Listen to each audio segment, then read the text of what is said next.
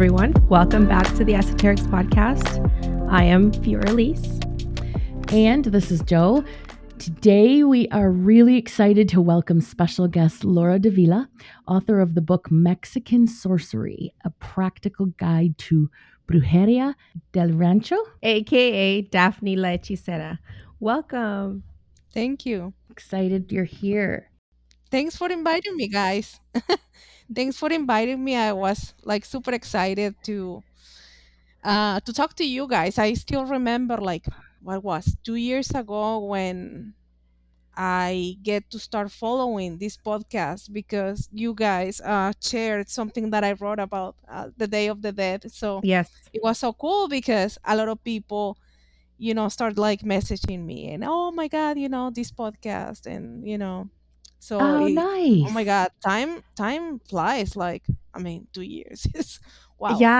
Yeah. Because I was telling Joe, I was like, when I was explaining to her, like, oh, we should have her on. And then I was explaining who you were. And I was like, we've shared her stuff before. And then when I went back to look at when it was, I was like, oh my God, that was a while ago. 2 years. That's a long time. So you've been a listener for 2 years. Yeah. Yay. I love meeting people I that have have listened. like I was like 2 years and a half on the online community.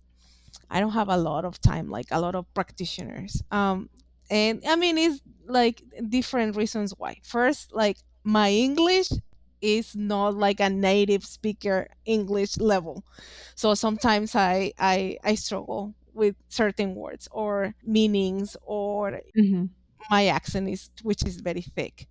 And the other thing is, I was not in the position where I was able to be very public, at least not like on social media about my practice, because I was fixing my immigration status and I was just like super afraid, like to get you get like you can get any kind of officer like interrogating you, but Uh-huh. I was like, what about if I get somebody who's very conservative and they see like Santa Muerte and they immediately associate Santa Muerte or Malverde, like, I mean, a gang.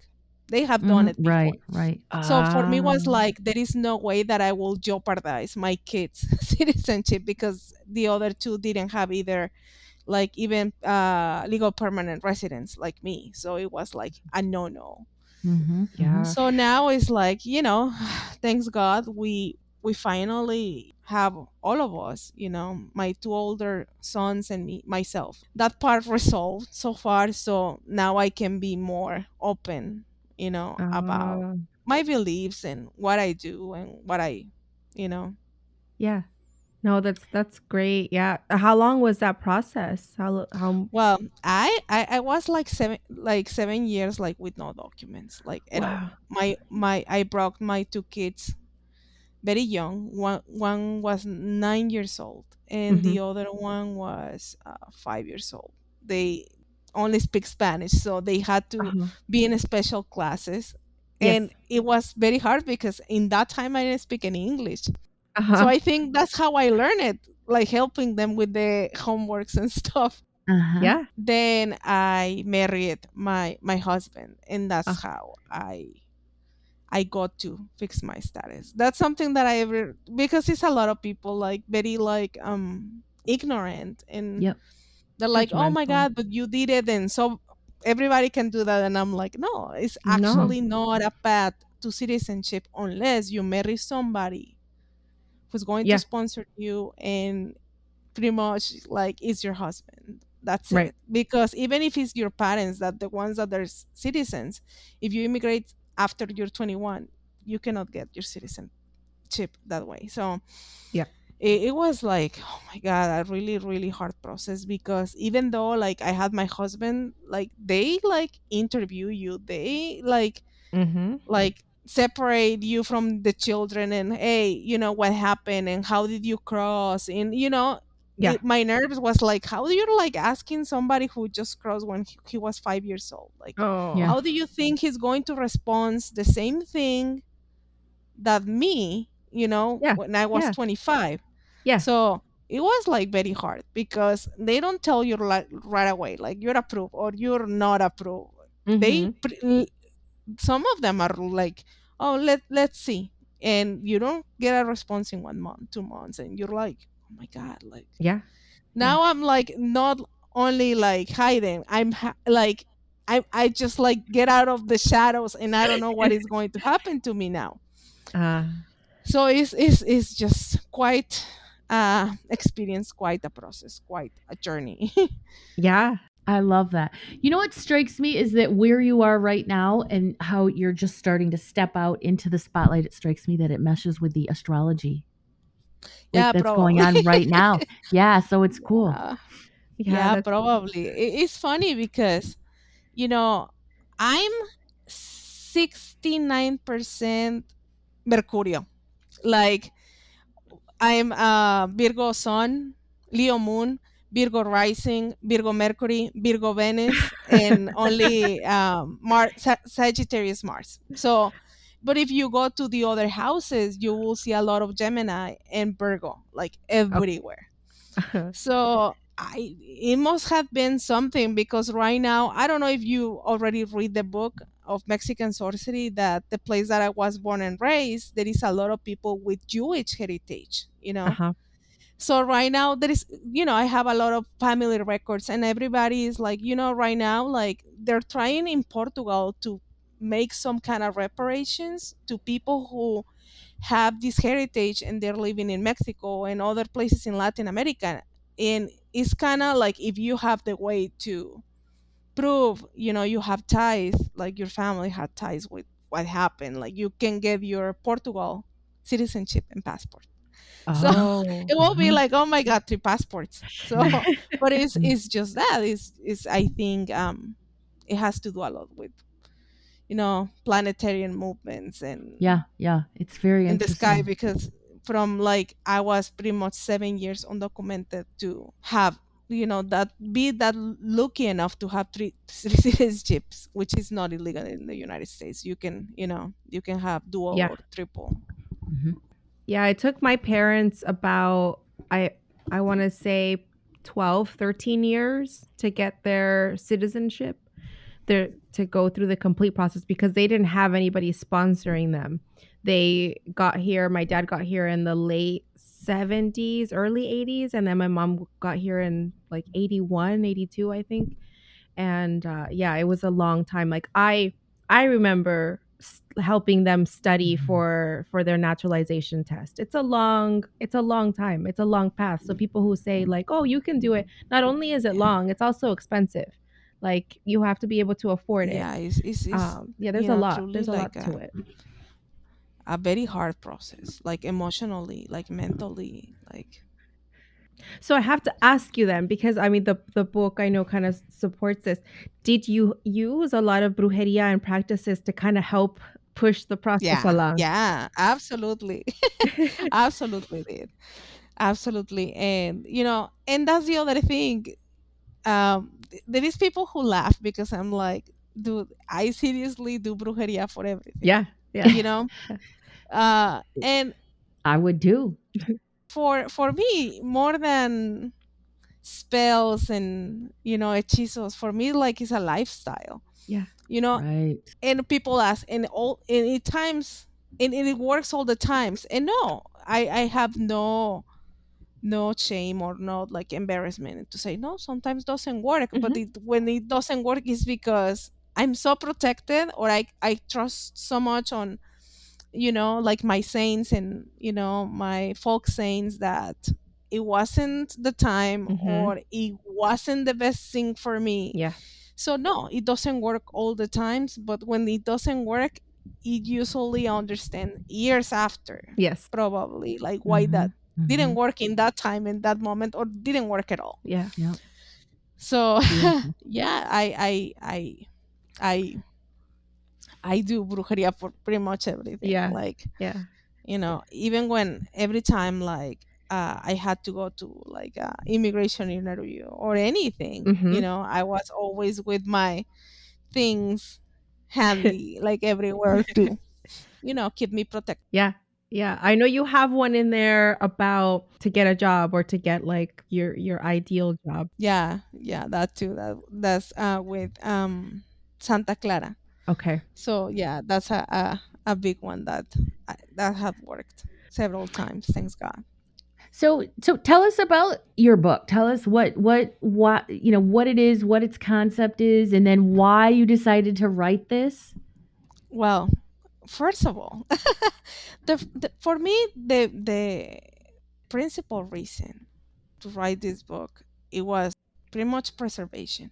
Mm, And the other thing that I starting to see that it really hurt me inside and worried me at the same time was all that nonsense about the gatekeeping, you Ah. know. yeah. And for me, of course, I respect every person's opinion on the matter, Yeah. but my opinion is this one. I understand that we want to like keep these practices like, safe from people who are like culture vultures, Sure. Yeah. Yeah. who want to Good term. only profit from these teachings, right? Hmm. And this cultural heritage that we have. But at the same time, I think this shouldn't be our job, because how can we, not leave like this job to the spirits if we're like asking these spirits to protect us and like enforce boundaries that we cannot do ourselves? Hmm. Why will why will not trust like they can do the same with the practices, Yeah. Yeah. you know or with So these when you boundaries? so when you say preservation, you mean preserving the culture, the beauty, the practices. Yeah. You know, yeah, beautiful. And the other thing, it was like, yeah, right now I'm seeing a lot of people so afraid to speak of about the cultural practices and the magical practices of grandparents, because there is other people mocking them like, oh, but who's your teacher and who's your elder and Hmm. who, Hmm.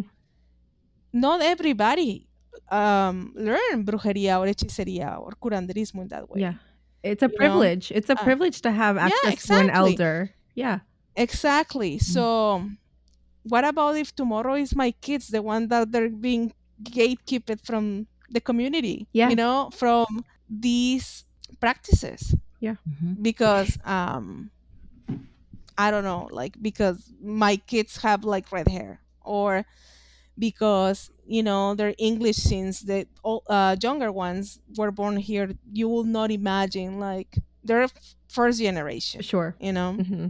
Yeah. Mhm. so for me was a way to say, hey, all of us have stories, and all of us have something to tell to somebody, Yeah. even if you're not like the super experienced, you know all of us Mhm. have something to learn from somebody else, even Absolutely. if the other person is studying, right? Yeah.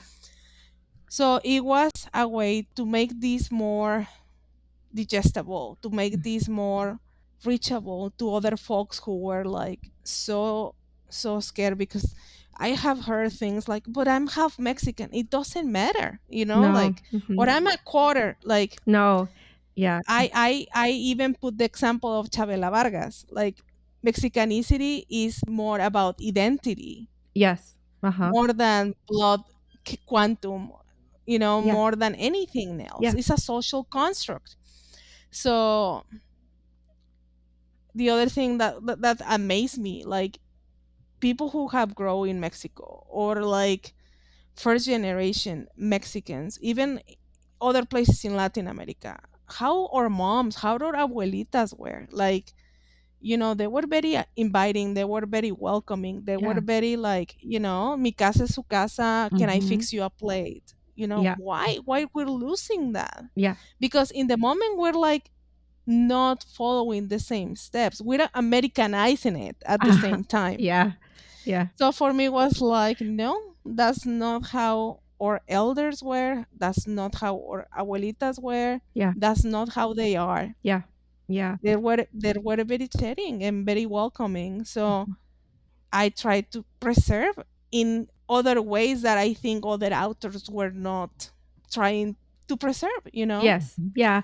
I think unfortunately sometimes it just gets lost when we immigrate, we remove ourselves from our place of origin. Unfortunately, we can't help it. We lose some parts because we're not there to learn it. But that's the beauty of this work, is that you are preserving this, because you never know, the next generations, 2 generations away from you, your grandchildren, how are they going to learn it? Hmm. And that's the other thing. I mean, I don't think this teaching has to do with, like, if you speak Spanish or not, or what color you are, Mhm. or what percentage of blood quantum you have. Yeah. Yeah. It's just, something that I wanted to, like, to put outside. And I think there is a lot of things that, and I don't want to, like, sound like, gatekeeping, with this totally the opposite, because this is something that I've been telling my patrons. I have even, like, not an argument, but see, like, heated, like, A heated exchange. yeah. So I was telling, it's really hard for me to put, like, the prayers in Spanish, because when you hear the prayers in Spanish, they rhyme. Is sometimes there are prose. So, Ah, and when you translate it in English, they sound chunky. yes. Yes, I can make them, like, rhyme too, but I will not be saying the same thing that your grandma was saying. Yes. Uh-huh. And Uh-huh. it's a lot of people who speak Spanish, and they're going to say, that's not how it goes, this prayer. I know this prayer because. Yes. So Mhm. for me, it was very hard. And I was telling, a lot of brujeria mexicana relies in Spanish language, Right. even if we don't want to. Yeah. And she was like, but that's the colonizer language, blah, blah, So is blah, blah. And I'm like, English. I Yeah. understand that. And I agree with you. But the thing is, we have almost the last 600 years, like, speaking Spanish. Yeah. And if you listen to the colonizer, they don't speak Spanish in the same way that we do. No, they speak The with a stupid Castilian lisp. is very different from Spanish from Mexico. Like, Yeah. we have a lot of Nahuatl Mhm. words, Mhm. like aguacate, squinkle, and I can name you a lot. Yes. And if you're in the northeastern part of Mexico, where I am from, we have even words that they're very, like, Arab Yeah. and Jewish, Yes. like Yes. huerco. Uh-huh. Guadalajara is actually an Arabic word. Ah. So that's what I was telling. The language, we rely a lot of the language in Spanish from Mexico for these practices. Yeah. Yeah. Just like in the borreguito de la abundancia, like, the lana is like the slang for money. Yes, right. And lana is So wool, right? So the wool it's is the, wool. yeah. So, Yeah.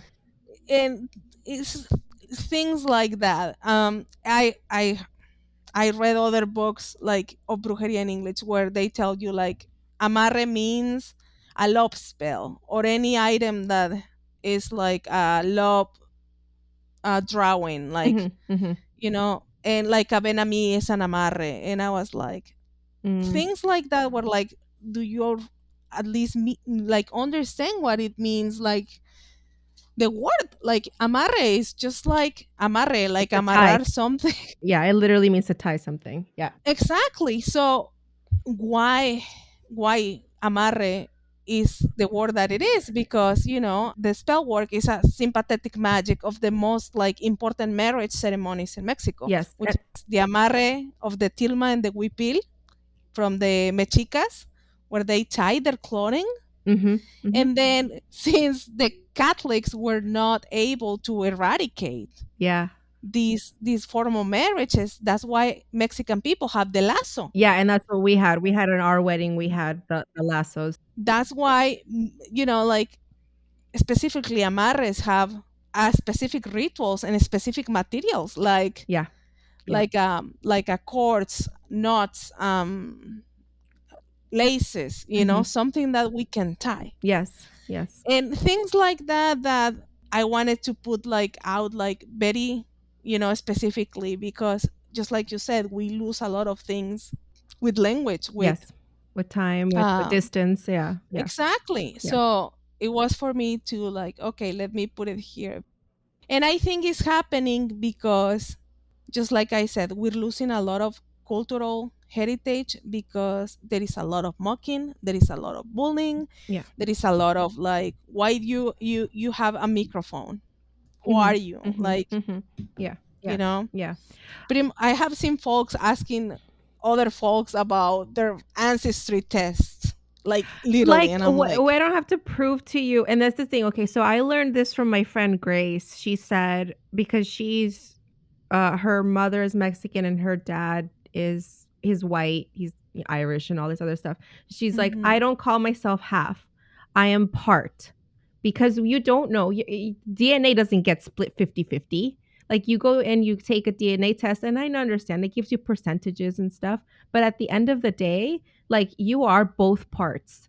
So there's no point in saying like, "Oh, I'm yeah, a quarter this, I'm half this, I'm whatever." Like it's pointless for what? Like just I'm part. All of it is a part of me. I am made up of all yeah, of it. yeah, is insane, you know. Mhm. I think that is the thing. Like, there is a lot of people who know these stories, that their grandmas or great grandmas have told them, but they're afraid to like speak out Yes. because they don't want to be called out and they don't want to be mocked. But meanwhile, we're all of us losing that knowledge that treasures. Mhm. Mhm. So So it's a lot of I'm going to be honest, I haven't read the book, your book. So can you give those of us that haven't sort of an outline? Like, what is the book about? What do you do? What do you explain to people? Like, okay. Well, the book is actually a book of spells, recipes, ensalmos, Which are psalms. what else? A lot of folklore, like Yes. a lot of folklore. Stories that about saints. Um, there is like guideline on how to practice, on Brujeria del Rancho, a guideline of what is Brujeria del Rancho, and there is an explanation of all these you know recipes. Yes. For example, in the book I tell you, like, okay, most of the things, that's another reason why I wrote the book, because I have seen a lot of books of Mexican brujeria where you have to have a lot of money Yeah, to for buy all the piritas things. and moldavids and cross quartz and these quartz. You're not going to see anything of that on my book. Mhm. Pretty much the 98% of the things that I mention in the book, you have it in the kitchen, in your pantry. Yeah. And even if you don't have them, and if you are in a really hard position financially, you can go and ask to your neighbor, like, you're going to cook a sopa de fideos. Like, Yeah. oh, do you have pepper? Do you have cumin? Do you Mhm. have salt?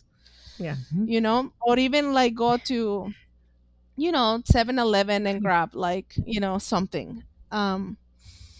So that was another thing that I wanted people to understand, like, especially people who have like ancestors who immigrated here. Like, we come like with one hand, adelante, and another one on the back, because we barely comes with clothing because there is no way you can bring anything. Yeah. A lot of like Mexicans have like there is a lot of lack of purchasing power, Mhm. Mhm. so I wanted to people had the opportunity to reevaluate that we don't need a lot of like, things from A bunch of other supplies. places. Yeah. Yeah. So this is more like the old fashioned way to practice. What else? I talk about, some brujas de rancho. They actually, I put there that they have their own songs, and I mentioned the songs that you can hear. So about these stories, I talk about El Charro Negro, um, who is like a folk spirit from the Mexican Revolution, Uh-huh. but at the same time, he's like a demonic spectrum. Ah, okay. Okay. And that was a question that I had about this was Hmm. because I noticed that one of the things I loved about the book was that you mentioned like how to work with deities or saints and people. And like one of the points that you make was like, don't work with someone you don't know. Cause I was like, Mm-hmm. yeah, like that isn't that a given? Like it's a like you would think, but it's not for people. Like some people don't have the common sense to like, oh, they're just like, oh, that person looks cool, and they just start, trying to do stuff with them and not realizing Mm-hmm. like who they are. But I wanted to know like what have you gotten like negative feedback about like those certain like types of patrons or like Santa Muerte or like anything like that? No, so I was just like I was telling you why I wrote the book. I was like already like this, like because I know the community. Mhm. I know the community, but I never expect like the book went viral, and then everybody was inviting me to podcasts, and the book is still in the bestseller list, It's and amazing. it's almost Yeah, like very three cool. months. Yeah. So I wasn't expecting that, but the thing, and I tell this to everybody, is really hard to take the praise Uh-huh. because this is not so. Yeah, I You you put it know I know you I put it together. Yeah. yeah, but Yeah. this is not something that I invented. No. You know what I'm Yeah. saying? Yeah. So these a lot of these prayers exist and have existed for centuries. Yes. Yes. The only thing that I did was translating them, but Mhm. I didn't invent the charro negro. I No. didn't invent la bruja de la Huasteca. Yeah. I didn't invent la cuerva de la petaca. Those stories were stories that our grandparents used to tell us. Yes. Yeah. The only that's what I tell them. Like the only original story is the one where I get lost in the cemetery. That's my experience, and Don Beto exists. Okay. But other than that, like the ways to work, Mhm. what do we believe? That's not something that I came up with or No. I create. No. So it's very hard to take the praise. Yeah.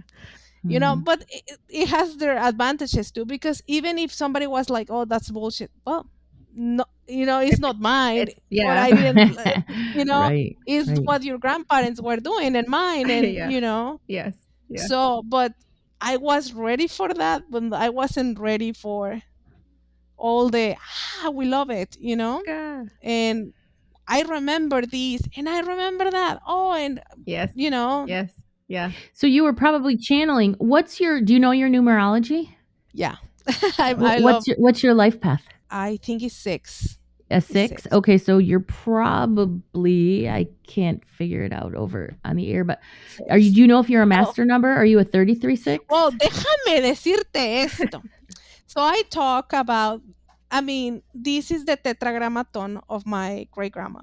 So Oh. all of us, had been passing and passing and passing in through generations. Actually, like these, if you see any like things in the botanicals, any like talisman will have a tetragrammaton on the back. Like that's very traditional on Mexican culture. And that's a tetrahedron So for our English yeah, speakers. Yes, and she's uh, showing us her necklace. It's a pendant she's showing us. yeah, it's like 14 carats, like with a ruby and a diamond and a That's beautiful. tourmaline, like different stones, Yes. right? But a tetragrammaton is like the 72 names of God, right? So Oh. and it's like a family tradition, and I talk about that. Mhm. Mhm. But when the first time that I see the cover of my book and the back of the cover, all the books have here, a number that is the ESBN number that Yeah. The not QR other. code, or not the QR code, but the code, No, the no, scan the code. one the one that is like, that's your like copyright number. Like Oh, all Uh-huh. the books around the world have one. So the number is 72, which is Oh. a a master number, the same one that the 72 names of God. And I was like, Oh, oh my God. that's beautiful. Mm. No, it's just I was like, confirmation. wow. Yeah, it's just confirmation. Yeah, Yeah. yeah, yeah, yeah. So I love that. yeah, so I love, numerology. That's one of the things that were the favorite things of my grandma to do, because every time somebody was going to open a business or like something, she was Always check always the very like numbers. checking the numbers of Address. the Yes. addresses or the birth Yep. dates or when they were going The to open, dates. so Yes. everything. Everything. Phone numbers that you get for the business. Like you check the numerology for everything. Everything. Yeah. Yeah.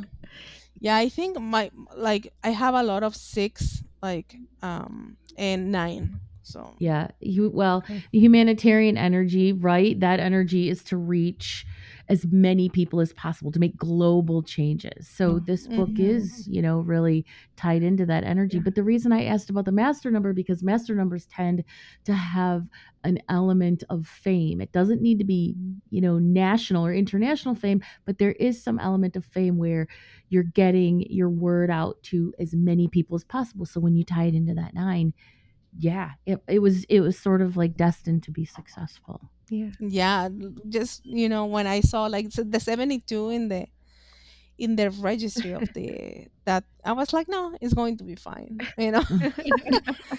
But it is like a dream. Like Oh, sometimes I I love. don't like, wow, like is here. And like the book has a lot of like aunts and uncles that they love it and they recommend it, and Yeah, yeah. I mean, when I read it, I started reading it. I was like, the first thing I did was like, I was like telling my mom, because a lot of stuff was like you said, like I'm like, oh, like my grandpa did that, or like, oh, I learned that from my mom, or like, so just to show her, like, yeah, hey, just so you know, there's more. hmm.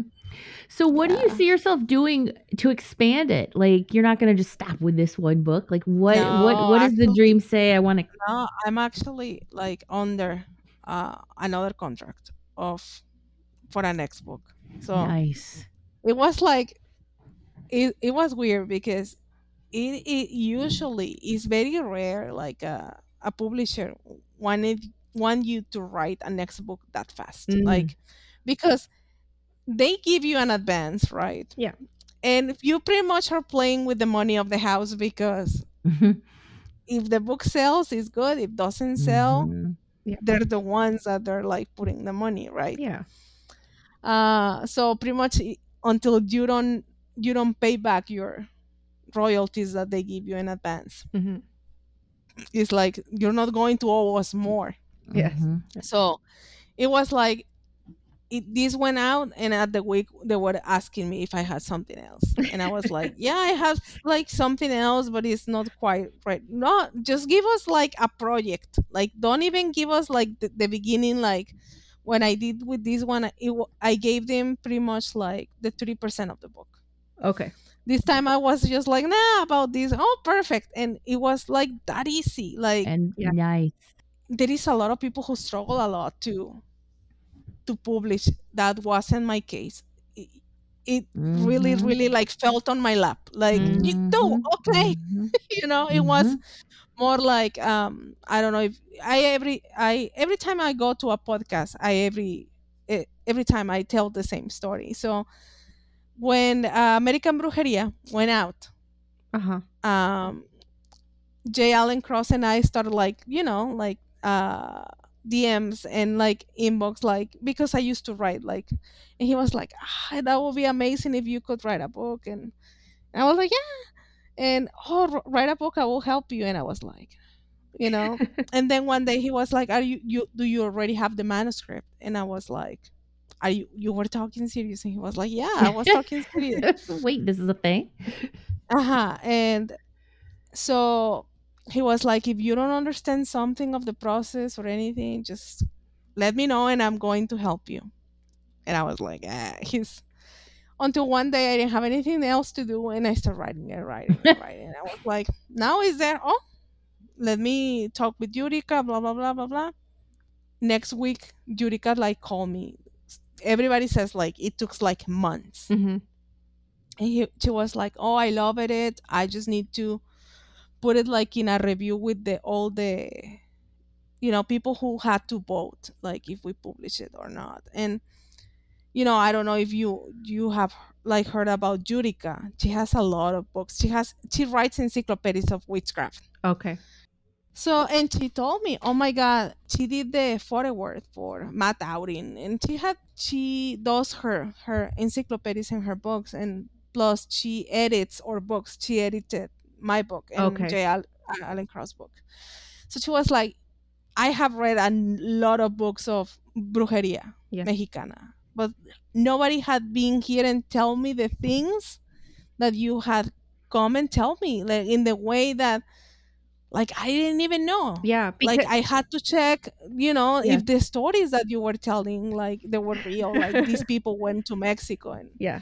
and I was like, oh my God, people needs to Yeah, because to that's one to of read it. the really beautiful things that I appreciated about your book, because it's not just like recipes and the witchcraft part of it. It's also the folklore, the history behind it. So and I think that's where some people, there's a disconnection that happens, is because okay, yeah, this is the practice, but like do you know why we do it? Like where does it come from? What does it mean? Like The the origins, right? origins, like the Exactly. origins. For me, it was a lot of like books were like, because my elders say so, Uh-huh, and I was like, exactly. okay, Mhm. Yeah. Mm-hmm. Yeah. but why? Yeah. But because why? There's because that my seven elders say so. energy. There's the seven energy. The seeker of deeper meaning, getting to the root of the why, trying to figure that out. Yes. Yeah, Mhm. yeah. So it was like, but why? And the other thing, a lot of books without quotations, citations, and bibliography. I put like 3 pages of bibliography where Mhm. you can go and check. Some of them are in Spanish, some of them in English, but right now, you with a Google Translate, Yeah, you you can, can do if it. you want it, you can. Yeah. You know. Yes. Yeah. So it was for me important to, just like I said, people to be able to not only have what I put here, but like they could like research for more if Mhm. they wanted to. So yeah, and she was like, okay, so you wanna like do the rest of the book, and we have to do a contract and stuff, and we did it, and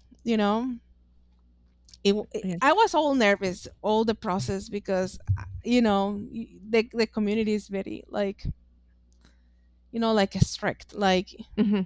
and my English is not like, You you know, know the book is amazingly well written. I had no, yeah, it was very easy to read. It was great. I no, the verbiage in there is wonderful. Like I yeah. absolutely recommend the book. It's No, it brilliant. had to pass first for my husband because he's Ah. from here. Haha. So he was like, okay, here or there. And he was funny because there is a lot of words that I use in Spanish that he said that this is a very long word. Uh-huh. That he's like, we don't use that word. I mean, exists that word in English, but Yes. and I'm like, well, that's the translation, but that's Uh-huh. how we speak in Spanish. Yes. Yes. And then of course it passed by Judica, and then Mhm. they make it to all the grammar and all the Hmm. punctuation Yeah. and all Yeah. the Yes. No. to be. It turned out well. It turned out really well. I had one more question for you. And this is because like Joe and I are kind of on the same page of some of your recipes involve like blessed items like Palm Sunday cross or holy water. But what would you recommend for those of us who are like don't want to go to a church or don't want to like do anything with the church specifically? Like what advice would you give us? Like how do we Well, get this stuff? uh well, that's the thing. I don't think like I'm a church goer. Uh-huh. I Okay. mean, I go pretty much like 5 times per year Okay. And that's how at the I was most. raised. Yeah, and that's how I was And raised. that's how most of us in Mexico, we're Catholics, but we're Catholics from bautismos, bodas, Yeah. quinceaños, Yes. and that's it. Yes. It's like we So have yeah, to. I mean, that's what I do. Like, for example, like on, I think I mentioned it, like on Sábado de Gloria, like I take like a basket with my cirios pascuales, with my pañuelos, with some candles, Mhm. and you can bless everything at the same time, Uh, like that day. Even the holy water, okay. Okay. the holy water, you can like seriously, like take a garrafon of water, a Mhm. gallon of water, Yes. and everything is going to be like blessed at the same time. Okay. Okay. So it's I, sometimes I didn't even listen what he's saying, you know. And that's why I That's don't do church. That's why I don't, because it's yeah, I most of the mean, time I go to sleep and and that's the thing too. Unless like any rare I have done two or three of my life, like I make it a burial and entierro. uh-huh. That I know if you remember what I put there, like, dude, why you're going to work? Put the priest to work to do your burial. I'm not killing the pelado. The priest is killing the pelado that I want to kill. So the thing with the burials is like that's another thing that it just make me like laugh. Like, oh, you like put somebody like and put like cemetery dirt, or Uh-huh. you Uh-huh. just buried Yes. him and that's it. No, Yeah. it's actually a ritual. Yeah. You know, before in the ranchos, they used to give like those like services, like, oh, this is the person, and the priest used to do that. Now it takes a lot of like paperwork, but Mhm. some churches they still like, oh, can you add this name, Yeah. Yeah. to the, or Yeah. if even if they don't let you, like if you can go to one and just pronunciate the name of the person, but don't. And that's the thing that I tried like really hard to not give the impression that I'm like, oh, like a church goer, or I'm always there, or Mhm. Okay. that is something that I enjoy doing Okay. either. So Because I think the thing is, I know my heritage and our heritage is pretty close to each other because like my family's from Zacatecas, which mm-hmm. isn't too far from where you're No, from. no, it's like in the south of Nuevo León. It's the state that is Yes. under. Yeah, they're right next to each other. But Hmm. the thing is with like a lot of the indigenous practices, which is a lot of where these like rituals were or originate from, was the only reason why they involve saints and this other like blessed items was because that's the only way they could get away with continuing their practices is they had to like basically get their saints involved. um Hmm. so I that's the way that I try to honor it, is like understanding like, okay, I can work with a saint regardless of the damage that a church has done, because the saint is just like the energy of this specific Exactly. person, right? That's who I'm working with. I'm not Yeah. working with the church. I'm working with the saint. No, and a friend of mine actually posed something about that. That even if you're not Catholic, Uh-huh. like you're like a Protestant person, Uh-huh. like work with a saint is straight out like necromancy.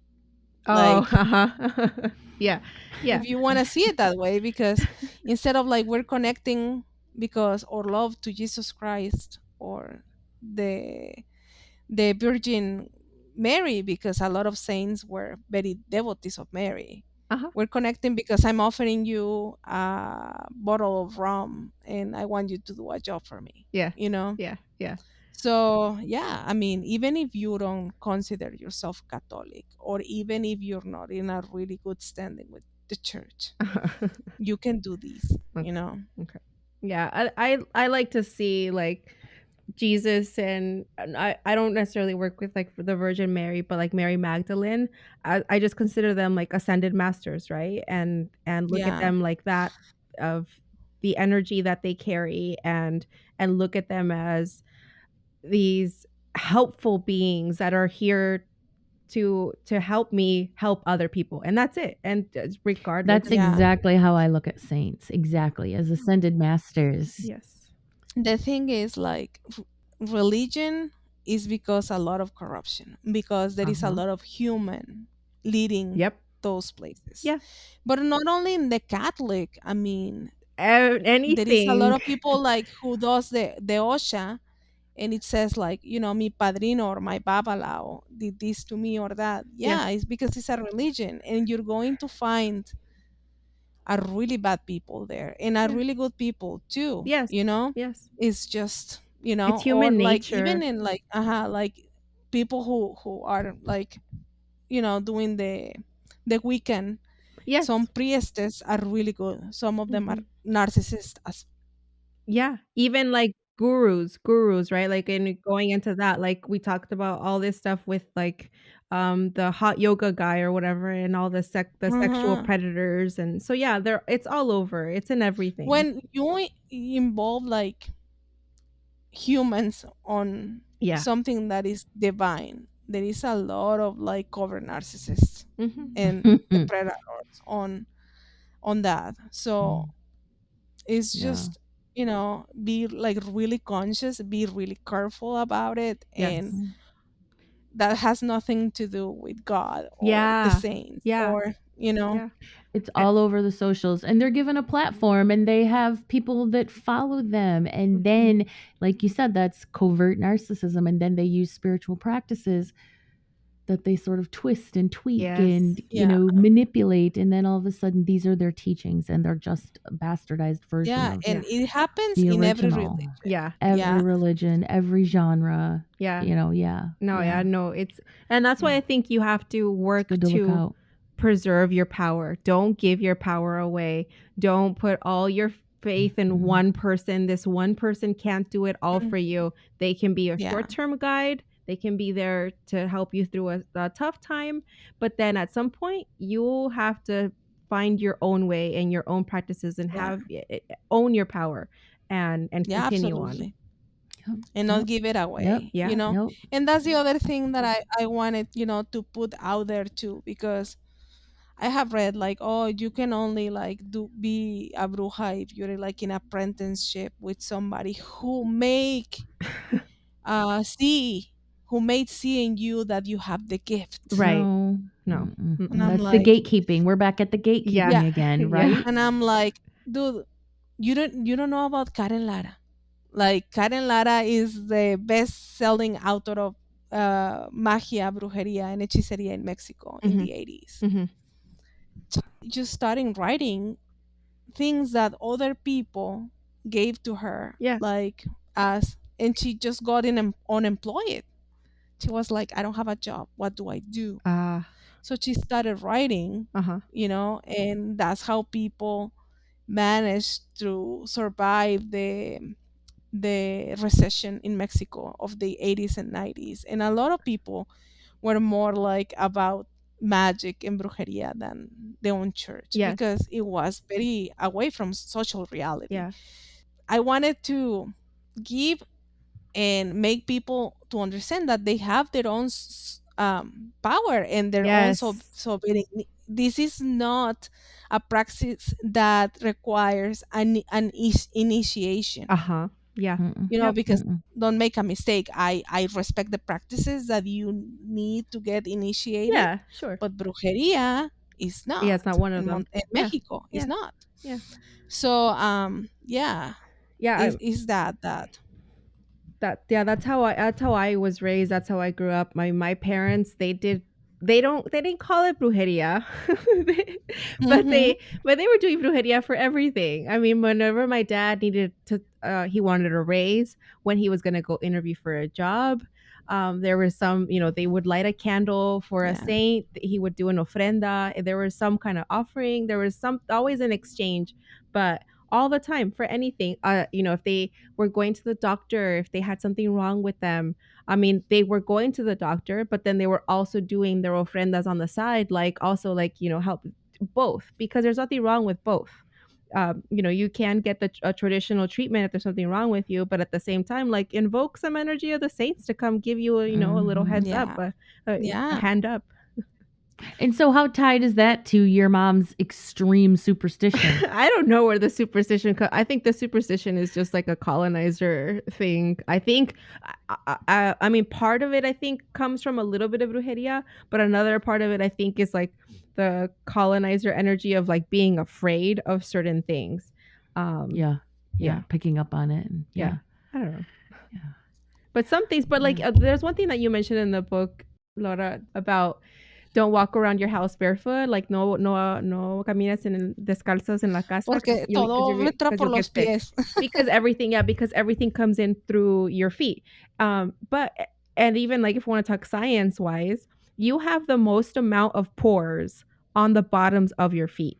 Take care of yourself. Take care of your feet. Like don't walk around uncovered because yeah, you can pick stuff Yeah, up.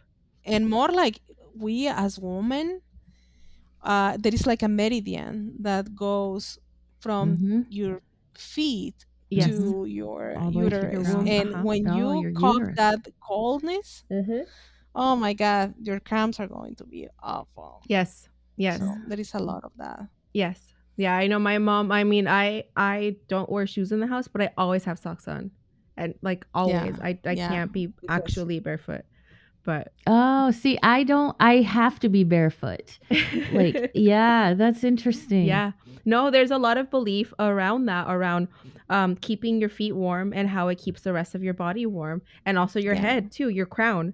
Like the crown of your Hmm. head, between the crown of your Mm-hmm. head and the bottoms of your feet, like those two things should be Mm-hmm. warm.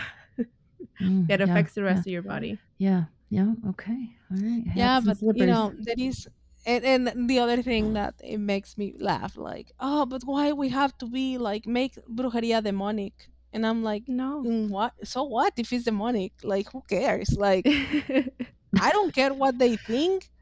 You know, Yeah. there is Yeah. certain entities that you will need from time to time. You know, and it is what it is. You know, just like trying to make brujeria mexicana like all like rainbows and butterflies. I don't like that too, because It's both. Spiritual Yeah. bypassing it's more. exactly, and Yeah. it's just nonsense And it's for me. Like, duality. It's part of life, right? Just yeah, like like birth and life, death. you know, Yeah. It's all part of it. Yeah. it's not like the karma thing or the law of threefold That was or my anything final like question. that. Yeah, that was my final question for you. Specifically with Mexican brujeria, what is there like an understanding about like that energy? Like, I think is a lot of that has to do with balance. okay. I think Mexican brujeria and hechicería is a way to balance things out. Okay. Mexican brujería and hechicería belongs to vulnerable groups, women, Uh-huh. trans women, indigenous women, gay people, Mhm. transgender people, more like marginated and like forgotten like parts of the population. Mhm. Mhm. You know, there is a way to fight against patriarchy. Yeah. It's a way to give it power to the powerless. Mhm. It's a way to give them strength, you know? Yes. So that's, what I think. And, you know, while I see why a lot of people will be like with certain workings very indignated, like, oh my God, how they can do that Mhm. without Mhm. understanding the cultural baggage. In the new book, I'm writing right about dominations right now. Okay. Domination is like make another person to do whatever you want, Mhm. like, Mhm. economically, sexually, emotionally.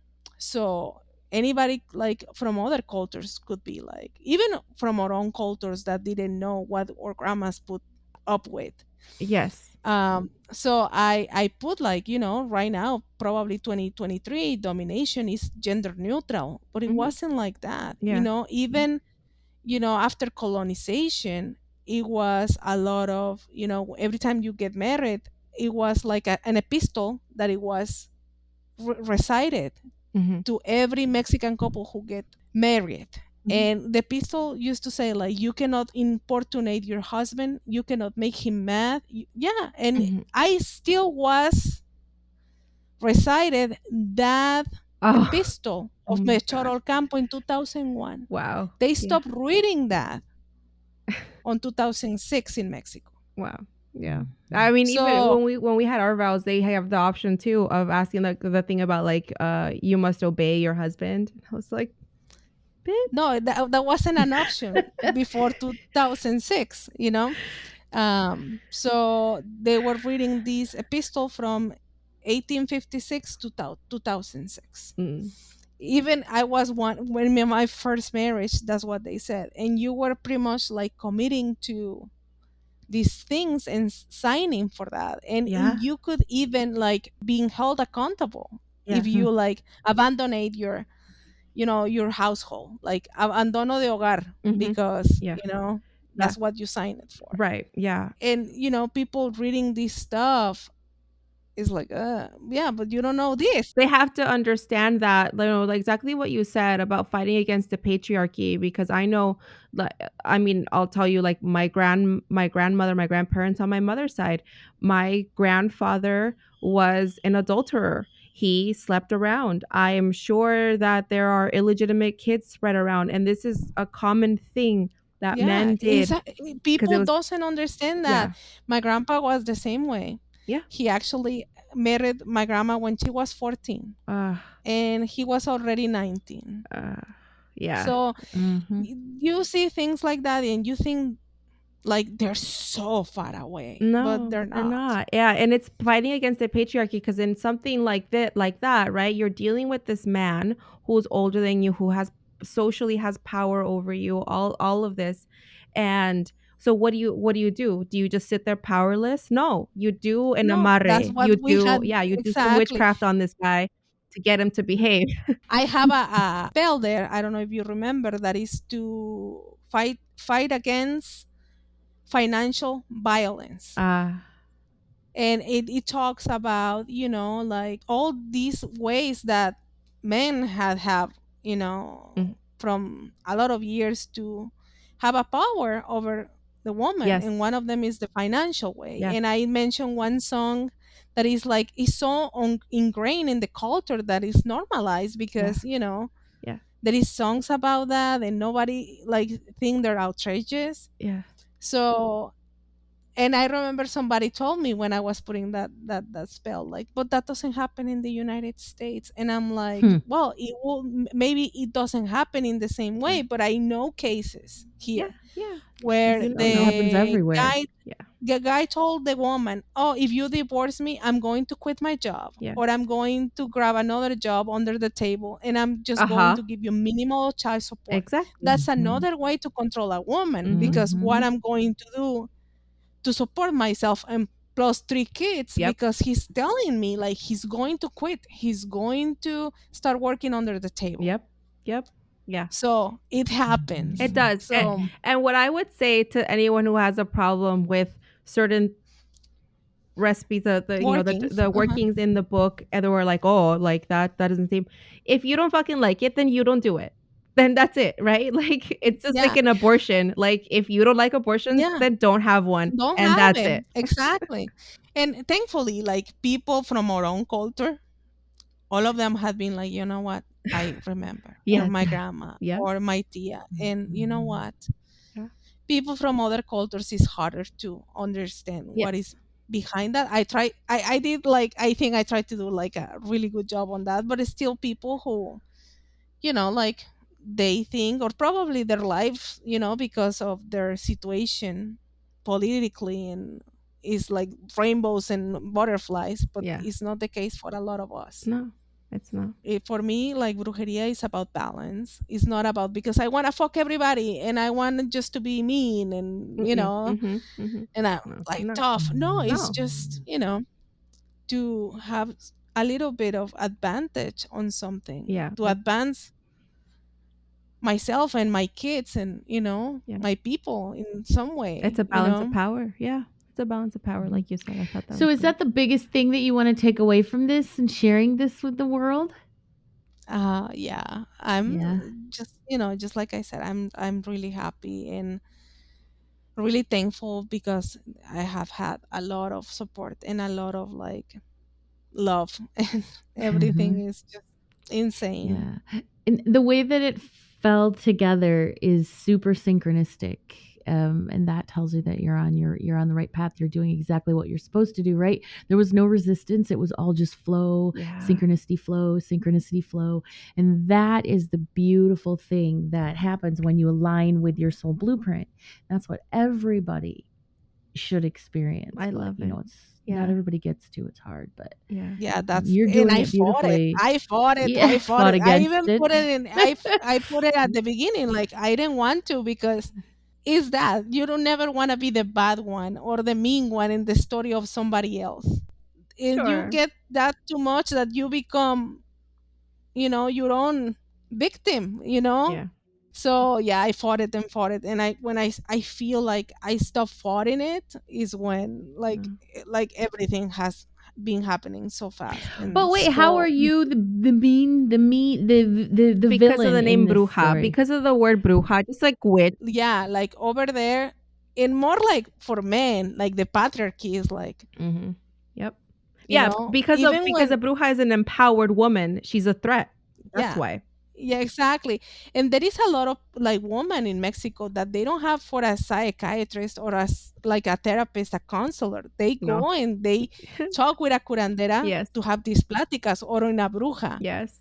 So there is a lot of these men or like older woman, like, oh my God, she's putting things in your head. She's, making you like reveal against your Yeah. husband or your father or Yes. Yeah. so that's how you are, like the threat, Yeah, you're villainized. like Yeah. Yeah, you're But it villainized. sounds to me like you're in fact the hero. Yeah. Right? You're the one going You're in. empowering. Yeah, you're Yes. empowering. Yes. yeah, That's the yeah, teacher, the master teacher. Mhm. Again, we're Yes. back to that, to your numerology and your purpose. I think it has to do a lot of with the age. I wasn't ready. Like I wasn't ready. Like, Mm. Yeah. Yeah. and now like I'm almost 40. Things you see things and feel things so differently than You do, when guys. you're I think young. you start shedding the whole that fear of other people's opinions of what other people think of you at some point. You're just like, you know what? You Fuck do this. not care. You don't Yeah, care. and at You the same do not time, you're care. very like really careful with your words. I used Yeah. to say all the time that I did consider myself a feminist, and not anymore after what a lot of women had make feminism, that is very exclusive from trans I women. know. Yeah, I know. Yeah, there's Mhm. that That's a great exclusionary point. feminists. I cannot be using that word. Is that when you grow up, you see a lot of things that you didn't see in the same perspective Yeah. than now. So Yeah, that's Yeah. why we learn better and then we do better and that's it. That's all we can Yeah, do. but that's a great point too, that feminism does tend to take that arc, that curve, and then become exclusionary, to what? Like only a specific demographic is group a of women, true yes. feminist, Yeah. which is not true. No. Which is not. Even men who support feminism can be feminists, yeah, I mean, to a certain absolutely. degree, right? Yeah. So Hmm. yeah, that's a whole other topic that would be super fascinating to dive into. Yeah. Feminism, Yeah. Well, in the different stages. thank you so much, Laura, for taking the time. Yes, thank you, Laura. We appreciate you. It was beautiful, beautiful story. Very, very cool how it all sort of came about. Yeah. Continued Thank you. success. Yeah, and then when you release your next one, I would love to have you on again. Absolutely. Thank you so much. Yes.